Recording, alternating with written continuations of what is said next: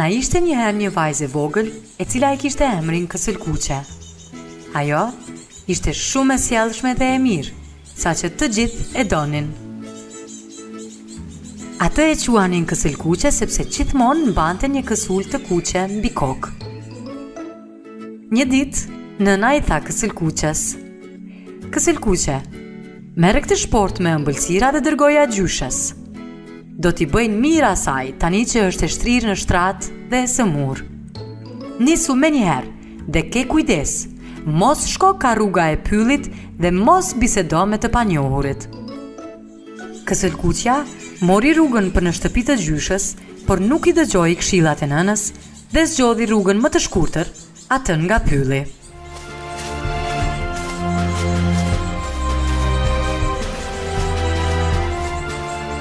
Rrugës takoi ujkun, por Kësëlkuqja nuk e dinte se ai ishte një bishë rrezikshme, prandaj dhe nuk u friksua, por e përshëndeti atë. Ujku ju afrua dhe e pyeti Kësëlkuqen: "Për ku je nisur kaq herët në mëngjes?" "Jam duke shkuar tek shtëpia e gjyshës sime, e cila është e sëmur dhe jeton në anën tjetër të pyllit." Ujku, për ta vonuar Kësëlkuqen, filloi ta merrte me të mirë. Shihe se ç'lule të bukura janë këtu. A nuk do i mbledhësh disa për gjyshen? E gjithashtu mund të pushosh pak e të dëgjosh këngën e bukur të zogjve." Kësëlkuqja e dëgjoi ujkun dhe filloi t'i mbledhte ca lule për gjyshen. Ujku vrapoi për në shtëpi të gjyshës dhe trokiti në derë. "Kush është?" thiri gjyshja nga brenda. "Është Kësëlkuqja," u përgjigj ujku, duke u munduar ta bëj zërin e Kësëlkuqes. "Unë jam e shtrirë në shtratë, por dera është e hapur e ti, urdhëro, hyr brenda." Ujku hyri brenda, i u afrua dal nga dal shtratit të gjyshës dhe e gëlltiti gjyshen. Pastaj veshi këmishën e natës së gjyshës, kapelen, syzat dhe ushtri në shtratë. Kur Kësëlkuqja erdhi tek shtëpia e gjyshës, u befasua kur pas e dera ishte e hapur. Ajo thiri gjyshen, por askush nuk u përgjigj. Kësëlkuqja hyri brenda dhe i u afrua shtratit. Aty ishte gjyshja. Por ishte diçka e çuditshme me gjyshen, mendonte ajo. Gjyshe, pse i ke veshët kaq të mëdhenj?" "Që të dëgjoj më mirë," u përgjigj ujku me zë të gjyshes. Gjyshe, e pse i ke syt kaq të mëdhenj?" "Që të shoh ty më mirë," foli përsëri ujku. Gjyshe, e pse e ke gojën kaq të madhe?" "Që të ha më lehtë." Dhe sa po tha këtë ujku, u qua dhe e gëlltiti Kësëlkuqen. Ujku ishte ngopur shumë dhe vendosi të flej. Ai gërhiste aq shumë, sa që dëgjoi edhe jashtë. Aty pranë kalonte një gjyetar dhe mendoi: "Sa zë të çuditshëm bën gjyshja, të hy brenda dhe të shoh se ç'po ndodh me të." Gjyetari hyri në shtëpi dhe pa ujkun të shtrirë me barkun e fryrë në shtratin e gjyshes. Ai me njëherë kuptoi se kishte gëlltitur gjyshen dhe me shpejtësi ja drejtoi pushkën ujkut. Ujku i friksuar me njëherë nxori Kësëlkuqen dhe gjyshen nga barku i tij. I ambathi me të katrat dhe nuk u kthye më kurrë. Kësëlkuqja, gjyshja dhe gjyetari drekuan të lumtur. Ndërkaq, Kësëlkuqja premtoi se çdo herë do t'i mbajë në mend këshillat e nënës dhe asnjëherë nuk do të largohet nga rruga e as të bisedoj me ata që nuk i njeh. Na ishte njëherë mamadhia me 7 kecat. Ata jetonin në një shtëpi të bukur me një ogjak të madh. Shpesh mamadhia shkonte në treg për t'u blerë kecave ushqim. Gjithmonë para se të dilte nga shtëpia, i porosiste kecat të mos ia hapin derën askujt, pasi ujku mund t'i mashtronte ata. Një ditë prej ditësh, ujku i uritur fshihet pas pemëve dhe pret aty derisa mamadhia të niset për në treg. Kur shikon që kecat janë në shtëpi vetëm, afrohet e dera dhe troket. Kush është? Jam unë, mamadhia, hapeni derën voglushët e mi, i thot ujku me zërin e tij të trash. Nxire këmbën poshtë derës, i thon kecat pasi e kuptojnë se ai nuk është zërinë në tyre. Ujku bën siç i thon kecat dhe fut poshtë derës këmbën e tij të madhe e të zezë. Kecat i thon menjëherë: Largohu, ti nuk je mamadhia. Ajo e ka zërin e hollë dhe të ëmbël, ndërsa ti e ke të trash. Ajo e ka këmbën e bardhë si bora, e jotja është e zezë si nata. E dim që je ujku, prandaj nuk të duam. Ujku i zhgënjur nga dështimi i tij largohet, por nuk dorëzohet. Merr një thes me miell dhe e fut këmbën brenda derisa ajo bëhet e bardhë. Pastaj merr mjaltin dhe fillon të haj derisa zëri i tij bëhet i hollë si ai i mamadhisë. Ndërkohë, kecat e zgjuar, duke e ditur që ujku do të rikthehet, vendosin t'i ngrenë një kurth. Vendosin mbi zjarrin e oxhakut një kazan plot me ujë. Ujku rikthehet tek shtëpia e kecave. Troket në derë. Jam mamadhia, bijët e mi. Hapeni derën, thot ujku me zërin e hollë. Na e trego këmbën, i thon kecat. Ujku i tregon këmbën poshtë derës, por gjatë rrugës mielli kishte rënë, prandaj këmba e tij ishte sërish e zezë. Kecat e kuptojnë që është ujku, por vendosin ta hedhin në kurth. Mamadhi, kemi humbur qelsin, por ti mund të hysh nga oxhaku, po të presim, na ka marrë shumë malli për ty. Ujku me ndjelet, i gjithë shen dhe verë ngjitet në oxhak pa menduar se aty poshtë mund të ketë një zjarr që digjet. Hidhet poshtë nga oxhaku dhe përfundon në kazanin me ujë të nxehtë që kecat kishin përgatitur. Kecat e lumtur që i kishin dhënë një mësim të mirë ujkut, kërcenin nëpër shtëpi, ndërkohë që ujku lurinte në zjarr. Kur mamadhia kthehet, kecat i tregojnë se çfarë kishte ndodhur, dhe ajo i përgëzon të veçlit e saj që ja kishin dëgjuar fjalën. Që nga ajo ditë, ujku nuk guxoi më të kthehej tek shtëpia e kecave. Lepuri dhe breshka. Kohë më parë, kafshët e pyllit ishin mbledhur dhe po diskutonin. Në një moment, lepuri u ngrit dhe tha: E dini çfarë? Unë jam më i shpejti në këtë pyll dhe askush nuk mund të më mund mua. Disa nga kafshët e pranuan se e kishin parë lepurin duke vrapuar dhe ishin të sigurta se ai do të fitonte ndaj cilës do kafshë tjetër. Pa pritur, u dëgjua një e qeshur. Ishte breshka ajo që po qeshte. Lepuri pyeti breshkën: Pse qesh? Mendon se ti do të më mundësh mua? Breshka: Unë pajtohem me ty, se ti je shumë i shpejt. Mirë po, unë po ashtu nuk kam frikë të garoj kundër teje. Atëherë, le të bëjmë një garë dhe të shohim se kush do të jetë fituesi, tha lepuri.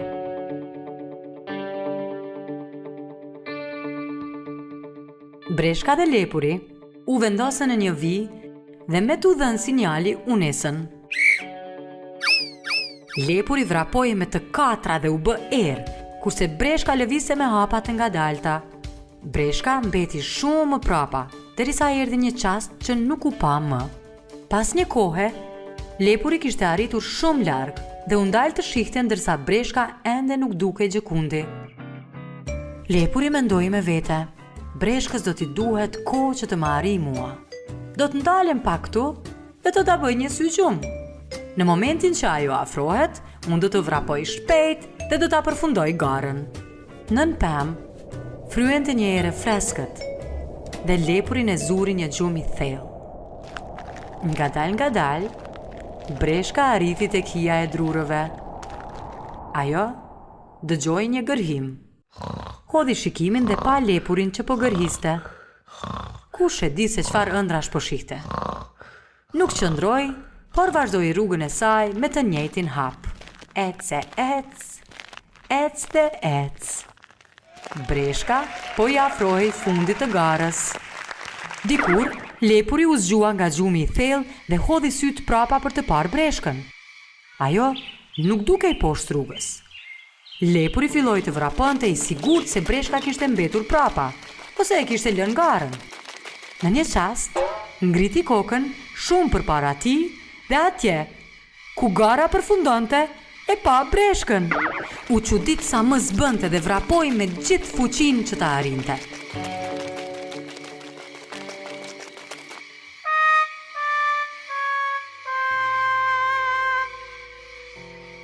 Ishte vonë, sepse breshka e kishte fituar garën. Kafshët e pyllit prisnin ardhin e lepurit, por ati nuk i bënin më këmbë të vraponte. Mallkonte veten për gjumin e rënd që e kishte zënë. Që nga ajo ditë, lepuri mësoi se nuk duhej të tregojë burravec dhe të mos i nënvlerësonte të tjerët. Ndërsa, kafshët e tjera u bindën se ato nuk duhet të dorëzohen kurrë dhe të besojnë në aftësitë e tyre. Na ishte njëherë një luan që jetonte në një gjungël. Një ditë, fryente një erë e ftohtë dhe luani po flinte në një pemë jashtë strofkës së tij. Një mi jetonte në një vrim afër strofkës së luanit. Miu doli nga vrima dhe e pa luanin teksa flinte dhe mendoi që ta ngacmonte pak. Ai afrohet ngadalë që të sigurohet se luani po flinte vërtet. I ngjitet në shpinë luanit dhe fillon të kërcej sa lart poshtë. Miu duke kërcyer, shpejt e zgjoi luanin nga gjumi. Ai u zemrua shumë kur pa miun teksa tallet duke kërcyer mbi të. Luani e kap shpejt atë, e shtrëngon fort me dorë edhe bëhet gati që ta gëlltis. Miu u friksua shumë dhe tha: Të lutem, më fal luan. Nuk do ta përsëris më asnjëherë. Të lutem, më lër të shkoj. Të premtoj se do të ndihmoj kurdo që të kesh nevojë. Luani qeshi, teksa dëgjoi miun që thoshte se do ta ndihmonte atë. Unë jam shumë i madh dhe i fuqishëm, kurse ti je shumë i vogël. Çfarë ndihme mund të më ofrosh? Dëgjoj, ke fat që unë sapo kam grënë, prandaj po të liroj, tha luani dhe e lëshoi miun. Miu e falenderoi dhe iku me vrap. Pas disa ditësh, në gjungël erdhi një gjuetar dhe e vendosi një kurth.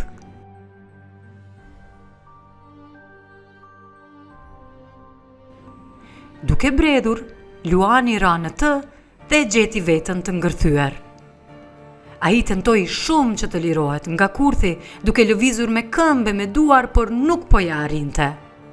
Luani filloi të ulëras për ndihmë. Miu e dëgjoi ulërimën e luanit dhe u afrua për të parë se çfarë kishte ndodhur. Kur e pa luanin të kurthyer, miu t'i erdhi shumë keq për të. Por ai e gjeti menjëherë se si mund ta ndihmonte luanin. U ngjit në rrjet dhe filloi ta griste atë me dhëmbët e tij të mprehtë. Shumë shpejt, luani arrin të lirohet nga rrjeta. I lumtur ai e falenderoi miun për ndihmën. Miu u gëzua shumë që mundi ta ndihmonte luanin.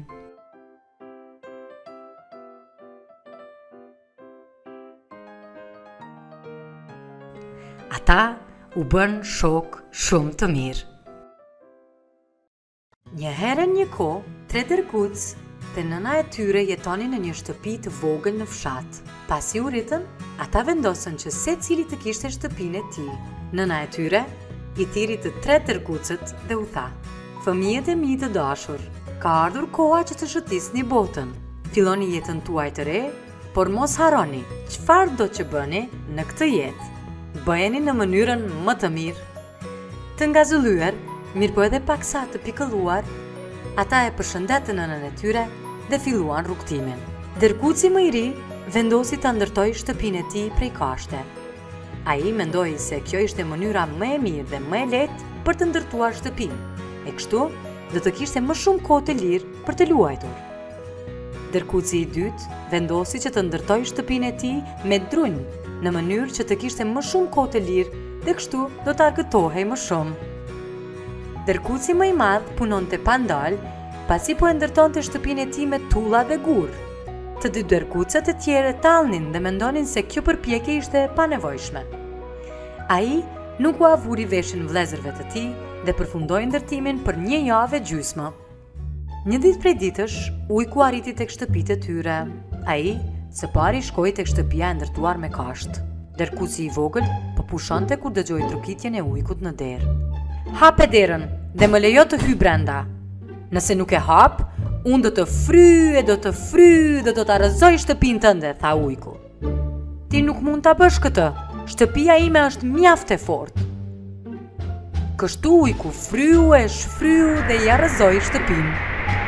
Mirë po, dërkuci i vogël arriti të largohej dhe shkoi tek vëllai i tij me shtëpinë prej druri. Ai i premtoi dërkucit të vogël se ujku nuk do të mund t'i bënte keq pasi shtëpia ishte shumë e fortë. Pas pak, arriti ujku dhe bërtiti. "Hape derën dhe më lejo të hyj brenda. Nëse nuk e hap, unë do të shfryj dhe do të arrëzoj shtëpinë." "Ti nuk mund ta bësh një gjë të tillë", tha dërkuci. Kështu ujku i zemruar shfryu dhe i arrëzoi shtëpinë edhe dërkucit të dy. Të dy dërkucët ikën me vrap tek shtëpia e vllaut të tyre, e cila ishte ndërtuar me tulla dhe gur.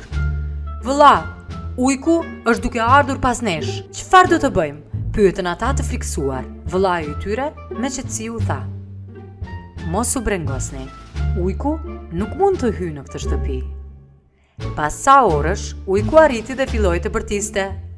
"Hape derën dhe më lejo të hyj brenda. Nëse nuk e hap, unë do të shfryj dhe do të arrëzoj shtëpinë tënde." "As mos provo. Ti nuk mund të hysh në këtë shtëpi." Ujku u zemrua shumë dhe filloi të fryente, por nuk arriti asgjë. Provoi pa ndalë, mirë po nuk arriti të lëvizte as edhe një pjesë të shtëpisë. I lodhur nga përpjekjet, ai vendosi të provonte një mënyrë tjetër. Pau gjakun mbi shtëpi dhe filloi të ngjitej. Kur dërkucët e kuptuan se ujku mund të hynte nga gjaku, ata ndezën një zjarr dhe vendosën një enë të madhe me ujë mbi të. Ujku arriti të ngjitej dhe me shumë krenari u lëshua poshtë gjakut, mirë po, i ndodhi ajo që nuk e priste. Ai ra në ujin e nxehtë dhe filloi të thërriste për ndihmë. Më në fund, të liruar nga frika e ujkut, dërkucët filluan të kërcenin dhe të përqafoheshin. Të nesërmën, ata shkuan tek nëna e tyre dhe i treguan atë që kishte ndodhur. Dërkuci i vogël ju afrua nënës dhe i premtoi se nga ajo ditë, çfarëdo që ata të bënin, në këtë jetë do ta bënin në mënyrën më të mirë.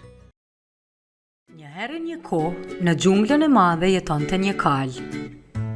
Ai ndihej shumë krenar për madhësinë dhe forcën e tij. Një ditë, teksa shëtiste nëpër xhungël, kali takoi një kërmill. Kur e pa se sa i vogël dhe sa ngadalë ecste kërmilli, kali vendosi të tallej me të. "Hej, kërmill, a mund të garojmë unë dhe ti se cili vrapon më shpejt?" pyeti kali. Kërmilli u zemrua shumë. "Mirë, le ta bëjmë. Do të garojmë të dielën", tha kërmilli. Kërmilli shkoi në shtëpi dhe thiri të gjithë shokët e tij për ta diskutuar këtë çështje. Ai u tregoi të gjithëve për garën. Ata bën një plan për ta tejkaluar kalin. Meqense se të gjithë kërmit duke njësoj, vendosën ta mundin kalin me inteligjencën e tyre. Kur dita e garës erdhi, ata dolën nga shtëpia shumë herët.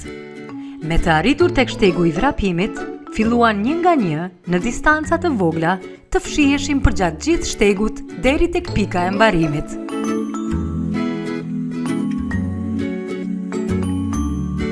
Gara filloi. Kali vrapoi pak dhe pastaj shikoi poshtë.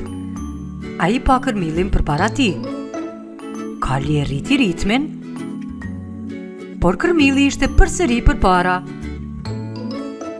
Kali filloi të vraponte më fort dhe më shpejt, por sado shpejt të vraponte Kali, Kërmili ishte akoma përpara tij. Pas ju përpoq vërtet shumë, Kali më në fund hoqi dorë. Mirë, unë e humba garën, tha Kali për ullur, ndërsa Kërmili qeshi me zë të lartë. Ha, ha, ha!